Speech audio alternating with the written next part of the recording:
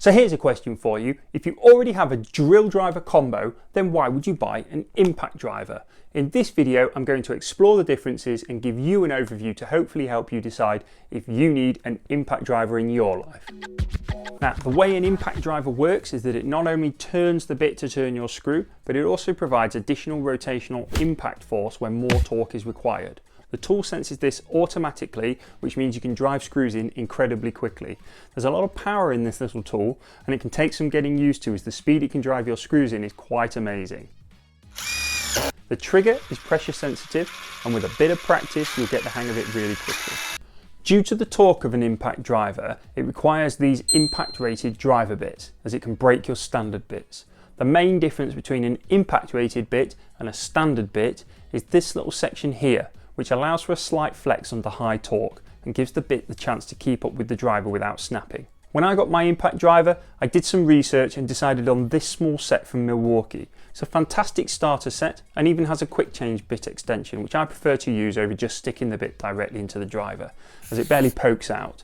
You can get longer bits though, which are another great option. Remember, all screwdriver bits are a consumable item, so will need replacing after prolonged use. And since buying the Milwaukee set, I needed to get some more PZ2 bits, so I bought this box of Bosch ones. I've had some other bits from Bosch before, such as these drilling spade bits, which absolutely fly through the wood. So I figured that their impact bits would also be as good quality, and I wasn't disappointed. I'll put some links in the description to all these bits if you wanted to get some for yourself. There are definitely some benefits to just sticking the shorter bits directly into the driver though. All set up, this particular one only measures in at 140mm, whereas the same bit chucked into the drill measures in at between 215 and 250mm depending on the drill, which makes a difference when screwing into tighter spaces.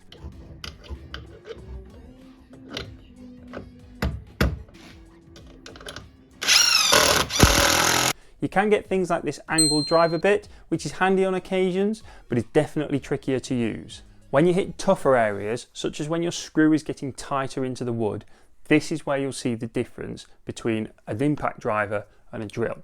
The impact feature puts much more power directly into the screw and less into your arm, which minimises any torque that you'll feel on your wrist and arm.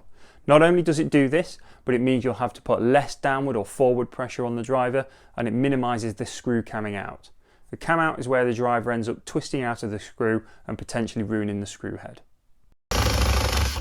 I mentioned earlier that the trigger has a level of sensitivity which does make it possible for driving more delicate screws, but it's a little bit trickier to get the hang of when compared to simply adjusting the gears and the clutch on your drill.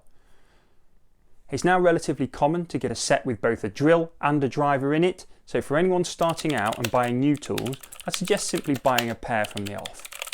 However, I know a lot of people watching this will be like I was and wondering if there's much point adding a driver if they already had a drill. In my opinion, having an impact driver and a drill is a case of having the right tool for the job. But the main difference for me is this: when I'm working on a project, I can keep my screwdriver bit in my driver at all times and then use it as I need it, which really helps with my workflow.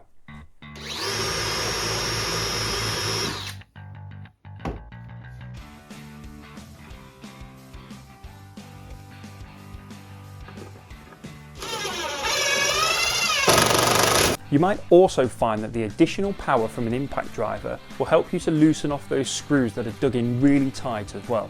It's important to ensure that you're buying an impact driver and not an impact wrench, as the wrenches are designed for bolts, whereas the driver is designed for screws. Now, I imagine your next question is, can I just buy an impact driver and use this for drilling as well? Well, technically yes, but you will need to buy some specialist impact rated hex shank drill bits, as standard drill bits won't fit. Generally though, you'll find that it's slightly more difficult to find the range of drill bits for impact drivers, and they can't hold the bit as tightly as your drill due to it being a quick change mechanism rather than a full chuck. You can absolutely use it as a drill, but generally I'd say you're still better off using the correct tool for the job. All that being said, I've not had too much experience using the impact driver as a drill, so I'd love to hear your views in the comments if you've had success with them. So to answer the question I originally posed, do you need an impact driver if you have a drill driver combo? Well, no, not really, but it would absolutely enhance your workflow and speed things up for you. I definitely recommend buying a drill driver before an impact driver, but as you most commonly get them as a 2-pack, they are so versatile and used side by side so regularly that I recommend picking up a set if your budget allows for it.